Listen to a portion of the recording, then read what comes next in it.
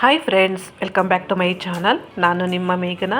ಇವತ್ತಿನ ವಿಡಿಯೋದಲ್ಲಿ ತುಂಬ ರುಚಿಯಾಗಿ, ಸ್ವಲ್ಪ ಹುಳಿಯಾಗಿ, ಖಾರವಾಗಿ ಯಾವ ರೀತಿ ರಸಂ ಮಾಡೋದು ಅಂತ ತಿಳಿಸ್ಕೊಡ್ತಾ ಇದ್ದೀನಿ.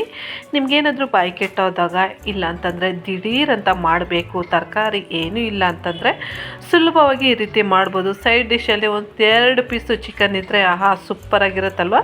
ಬನ್ನಿ ಯಾವ ರೀತಿ ಮಾಡೋದು ಅಂತ ನೋಡ್ಕೊಬರೋಣ. ಇಲ್ಲಿ ನಾನು 2 ಚಮಚದಷ್ಟು ಜೀರಿಗೆ ತೊಗೊಂಡಿದ್ದೀನಿ, ಸ್ವಲ್ಪ ಕರ್ಬೇವಿನ ಸೊಪ್ಪು ತೊಗೊಂಡಿದ್ದೀನಿ, ಹಾಗೆ ಕಾಳು ಮೆಣಸು ಒಂದು 3/4 ಚಮಚದಷ್ಟು. ಇದು ಬಂದ್ಬಿಟ್ಟು ಗುಂಟೂರು ಮೆಣಸಿನ್ಕಾಯಿ ತೊಗೊಂಡಿದ್ದೀನಿ, ಅಷ್ಟು ಖಾರ ಇರೋದಿಲ್ಲ. ಹಾಗೆ 1/4 ಚಮಚದಷ್ಟು ಮೆಂತ್ಯ ತೊಗೊಂಡಿದ್ದೀನಿ. ನೀವು ಖಾರ ನಮಗೆ ಸ್ವಲ್ಪ ಕಮ್ಮಿ ತಿಂತೀವಿ ಅನ್ನೋದಾದರೆ ನೀವು ಬ್ಯಾಡಗಿ ಮೆಣಸಿನ್ಕಾಯಿ ತೊಗೋಬೋದು.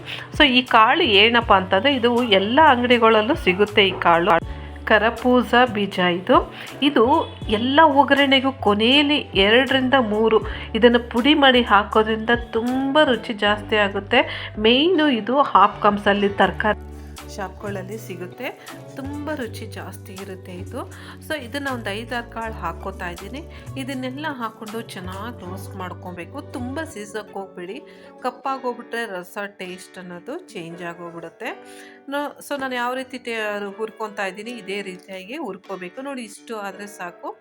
ಈಗ ಇದನ್ನು ಒಂದು ಮಿಕ್ಸಿ ಜಾರಲ್ಲಿ ಹಾಕ್ಕೊಂಡು ಪುಡಿ ಮಾಡ್ಕೊತಾ ಇದ್ದೀನಿ. ಒಗ್ಗರಣೆಗೆ ನೀವು ಬಾಣಲಿಯಲ್ಲಿ ಒಂದು 2 ಚಮಚದಷ್ಟು ಎಣ್ಣೆ ಹಾಕ್ಕೋತಾ ಇದ್ದೀನಿ. ಫಟಾಫಟ್ ಅಂತ ಇದು ಮಾಡ್ಕೊಬೋದು. ಸೈಡ್ ಡಿಶ್ಶಿಗೆ ಇದು ಬೋಂಡಾಗಳಾಗಿರ್ಬೋದು, ಇಲ್ಲ ಆವಾಗಲೇ ನಾನು ಹೇಳ್ದಂಗೆ ಚಿಕನ್ ಪೀಸ್ ಇದ್ದರೆ ತುಂಬ ಚೆನ್ನಾಗಿರುತ್ತೆ.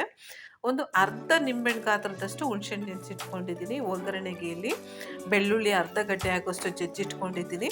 ಹಾಗೆ ಗುಂಟೂರು ಮೆಣಸಿನ್ಕಾಯಿ 2 ಮುರಿದಿಟ್ಕೊಂಡಿದ್ದೀನಿ. ಸ್ವಲ್ಪ ಕರ್ಬೇವಿನ ಸೊಪ್ಪು ಹಾಕ್ಕೊತಾ ಇದ್ದೀನಿ.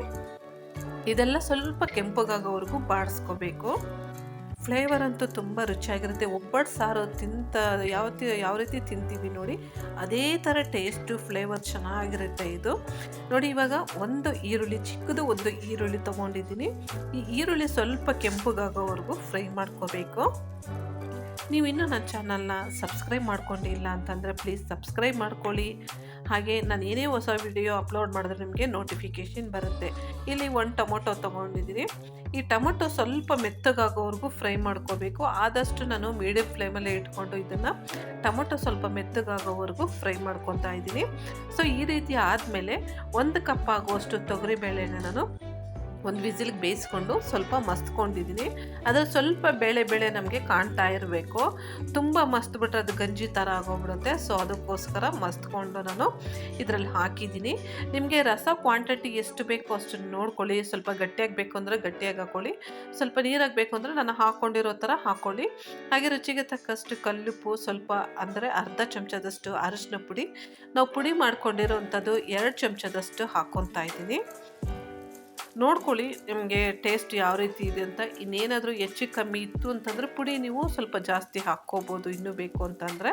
ಆಗಲೇ ನೆನೆಸಿಟ್ಕೊಂಡಿರೋವಂಥ ಹುಣಸೆಹಣ್ಣು ಗೊಜ್ಜು ನಾನು ಸ್ವಲ್ಪ ಹಾಕ್ತಾಯಿದ್ದೀನಿ. ಟೊಮೊಟೊನೂ ಹಾಕ್ಕೋಬೇಕು, ಹಾಗೆ ಹುಣಸೆಹಣ್ಣು ಹಾಕ್ಕೋಬೇಕು. ಸ್ವಲ್ಪ ಅಚ್ಚ ಖಾರದ ಪುಡಿ ಹಾಕ್ಕೊತಾ ಇದ್ದೀನಿ. ತುಂಬ ಟೇಸ್ಟ್ ಚೆನ್ನಾಗಿರುತ್ತೆ ಈ ರೀತಿ ಹಾಕೋದ್ರಿಂದ.